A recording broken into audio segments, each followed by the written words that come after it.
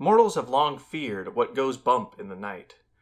From humans and the boogeyman, to dwarves and giants, to goblins with anyone slightly bigger than them. Though the question is, what if what you had thought you feared was nowhere near as gut-wrenching and terrifying as it actually is?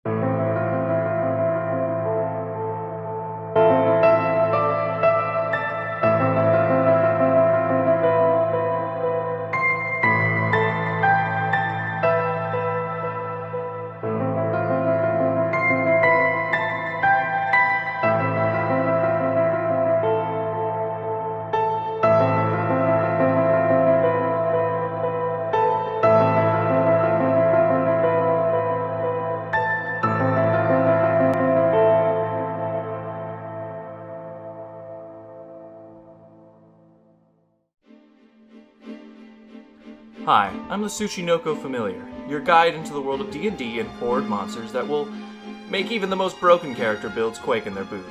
For you today, I come to tell you about the horrors that are born when a coven of hags get a bit too over their heads. This monstrosity, born from bad deals with even worse entities, is known as the Coven Horror.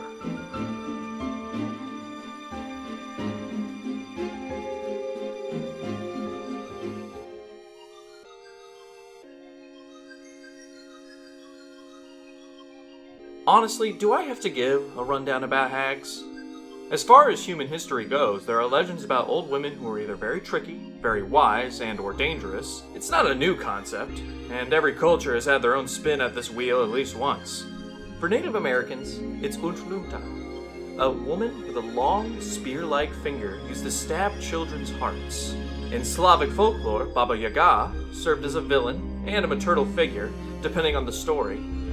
Macbeth features the three witches giving the prophecy that spoke of his rise and fall from power. Even more modern takes, like Ursula from The Little Mermaid giving Ariel legs but taking away her voice. Hags, though, usually are the ones tricking and giving out punishments.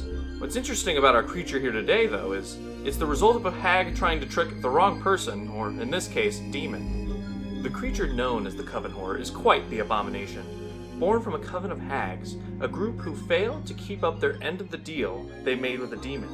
After breaking the deal, the demon takes the coven, along with any children sacrificed by them in service to the demon lord, to make this unholy horror you witness on your screen. The being is controlled by 3 hag heads at once, and unfortunately, 3 heads are not better than one here. This creature is hags fighting over the same body, and covens of hags don't historically get along, especially now that they're all one being. Then, after all of this, they are stuck on the abyss until they can find a way to escape.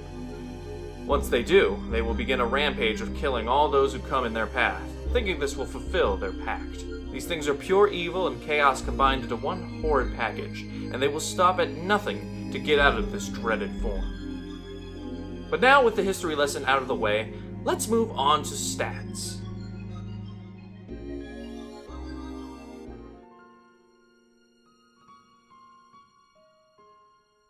This creature is not a joke. It's just as smart as it was as a coven, but even more dangerous.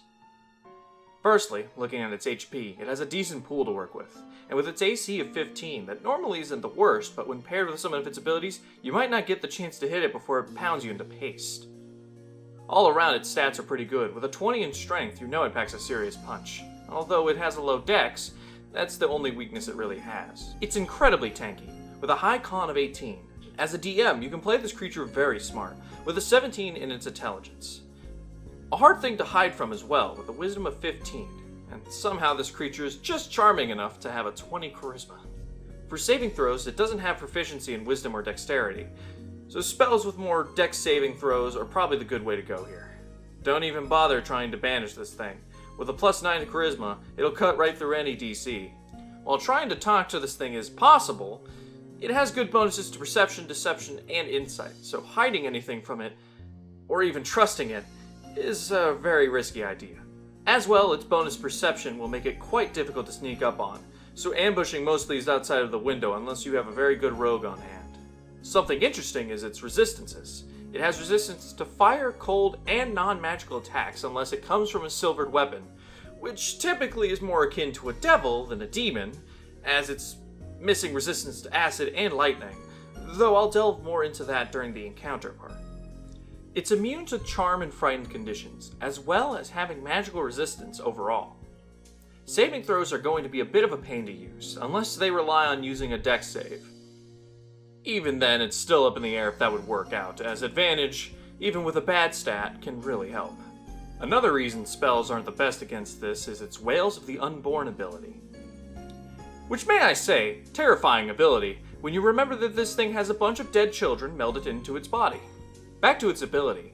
Anyone in 60 feet of it has disadvantage on keeping concentration on spells. So as if getting off spells wasn't already hard enough, if it's a concentration spell, you might end up wasting the slot as a whole. Now for its actions, we have the multi-attack, which is vicious for sure. Not only does it get to make 2 claw attacks, which do 2d8 plus 5 slashing damage, already very dangerous enough, it gets to use one of its gaze abilities as well at random. This could lead to some people either being down or being unable to help in the fight as a whole. For the gazes, you can use one random gaze on a target within 60 feet. All of these are a DC 15 charisma save. Since most classes are charisma casters, this isn't super terrifying, but barbarians and fighters beware, because you won't be able to save from these effects. First is the Gaze of Agony, and boy will you be feeling agony when you take 8d8 psychic damage on a failed charisma saving throw. With jokes aside about charisma saves, this is one dangerous damage dealer, especially if this is a caster who is concentrating on an important spell. Even if they succeed on this save, the Wails of the Unborn will probably make sure they lose that concentration one way or another. Our next gaze is the Gaze of Lethargy. When you fail the save on this, you're basically under the effects of the slow spell for 1 minute, with a chance to make the save at the end of your turns, with it ending on a success. If this thing has minions, it can be bad news for your characters as they get overwhelmed very easily. The final gaze is the Gaze of Despair, and despair is exactly what you will be feeling after you have disadvantage on ability checks, attack rolls, and saving throws for 1 minute. Though you can roll to end it early at the end of your turn on success. That will be rather hard when you have a disadvantage on said saving throw roll though. Then, the gazes as well will just keep piling up on you, as this creature is smart enough to know what it's doing, and will continue to target those it's weakened. I'll quickly go over some of the ways you can use this in different tiers of play to challenge and intrigue your players. I'd say for tier 1, I wouldn't use this creature other than some sort of scare tactic to make the players feel uneasy, wandering the world in a more grim setting, letting them know maybe it's smart to run away from a fight here or there. For tier 2, this could be a good solo creature. I wouldn't recommend many minion monsters, or even any at all, as it could easily overwhelm your players. I would say though, this would be a perfect monster for tier 3. For tier 3 players, pair it with some vile minions and you can send it at them and get a really crazy battle and big encounter out of it. Though if you really want to get kooky, you could go for tier 4 and maybe make it a coven of Coven Horrors, and have them face off against 3 of these vile things, which sounds like fun in its own right. Overall, this is a brutal creature with some brutal stats. Though there are some minor things I'd like to change for it, I'll be going about that more in the encounter section.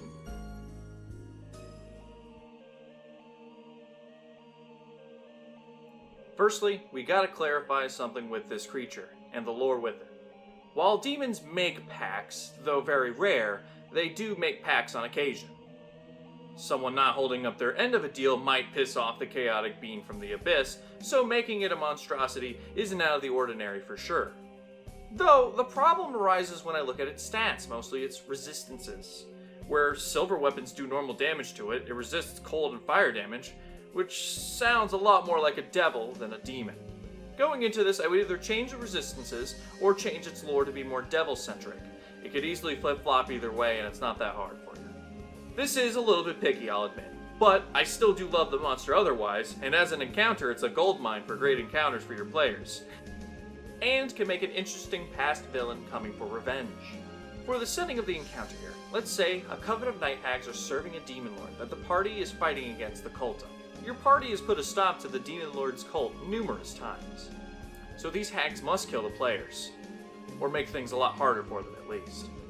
These hags in the end potentially either escape, or the minions they sent have failed. The great thing about the fiend night hags is they'll just respawn in their native plane, unlike normal fey hags who just stay dead.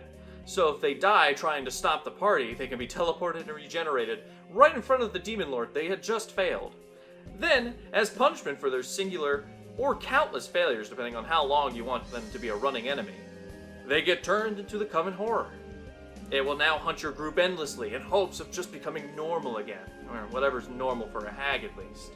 An interesting idea for some flavor is that depending on the demon lord that did this to them, they may have different traits. If they serve Zuckmoy, they might have fungi growing on them and breathe out a horrid breath that infects those who breathe it. If they serve Grots, they can have innate charming magic that can lead the party to fighting not just the Coven, but their allies as well. And if they served Demogorgon, they could even have multiple attacks per turn as they have multiple tendrils coming out of their bodies to attack those around them. This creature has a lot of potential for its origins as well, honestly. You could have this thing become the monster it is for reasons other than demon. Perhaps they got put into their own stew by the party, and as they melted in their pot, weeks later they were reborn as this creature. Maybe this is even a ritual hags know as a last resort to get revenge on someone the Coven despises, enough to do this horrid ritual to contort their body into this abomination, to put it simply. This creature is a great template for so many encounters, and using this thing will definitely set a good amount of fear in your players. Especially when you bring up the fact that they're, and I quote, the wailing bodies of children they have sacrificed. Literally writhing in its disgusting body. This creature has so many uses, and I probably have only scratched the surface on what it can do. Truly, this abomination spawned from the darkest depths is only a catalyst for amazing encounters that will leave your players wishing that they never started adventuring in the first place. All in all, this is a great monster that I always want to use in my campaigns. It's such a terrifying monster that even in a random encounter, it could be a horrible sin. Though personally, I feel like you'd be wasting this creature on a simple random encounter.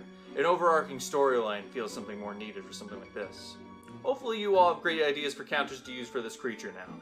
And I'd like to thank Dahaka4444 for requesting this. It was a fun one to look into, and I'm really sorry. Words cannot contain how sorry I am that I didn't do this for a year after you commented. But I really hope you see this. And I love you, and I hope, you weren't waiting for me to make this video to get ideas for a campaign or something. As for uploading videos, I'm just really bad with getting this stuff done. With work and DMing a game in my spare time, making content is not the easiest thing to do. I really gotta get into the mindset for it, but I really do like making these, and I'll try my damnedest to get these out. And I have a bunch of people nagging my ears to make these more, so I feel more motivated to make them. But thank you so much for watching. If you guys have any requests for creatures you'd like to see, give me like a year and maybe I'll make a video on it. It could be something that doesn't even have a stat block. Just throw a creature from mythology or anything, and as long as it's something that exists, I can probably make it work. I'll get it done. Eventually. Though for the next video, let's just say we'll be heading off to the D&D equivalent of Ireland, as we have an underwater monster to catch.